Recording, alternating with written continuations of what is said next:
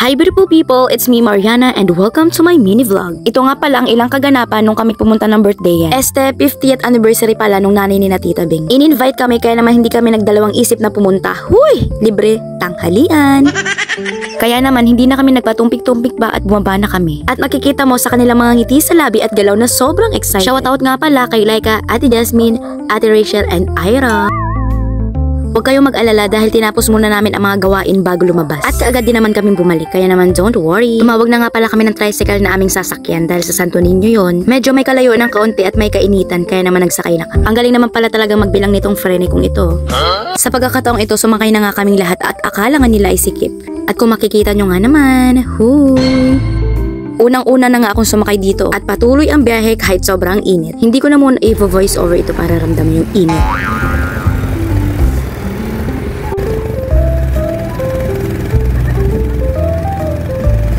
Nakarating na nga kami dito sa aming paroroonan. Happy golden anniversary po! Agad din kami nagdiretso dito sa kainan. At talaga namang mga gutom na rin. Napakadami nga palang handa kaya hindi namin alam kung alin ang una namin kakainin. Thank you Tita Beng. Sa masarap na lunch, eri din nga yung tinatawag na huli pero hindi kulong. Oh my God! Sobrang sarap pala talaga ng kain namin dito at nakabalik pa nga kami. Huling-huli ang mga masasarap na subo nila.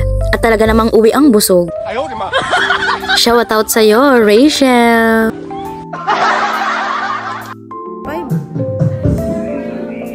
Ate Jess.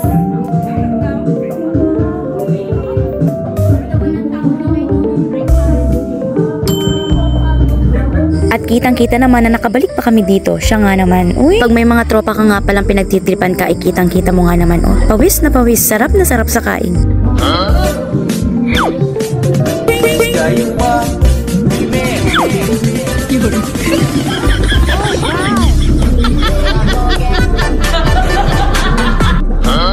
Yes, kumakain pa rin kami hanggang ngayon. Nasa parting dessert na kami. Pinsan ko nga pala yung nasa likod, single na single yan at ready to mingle. Ano pang iniintay nyo? No. At hindi na rin nga pala ulit napigilan ni Ate Rachel kaya naman, go back, bumalik. Tsaka si Ira, isa pa siya. Oh, tingnan nyo. Uy. Kung mapapansin nyo nga ay naglalakad na kami palabas dahil uwian na, busog na busog ang mga mangyan.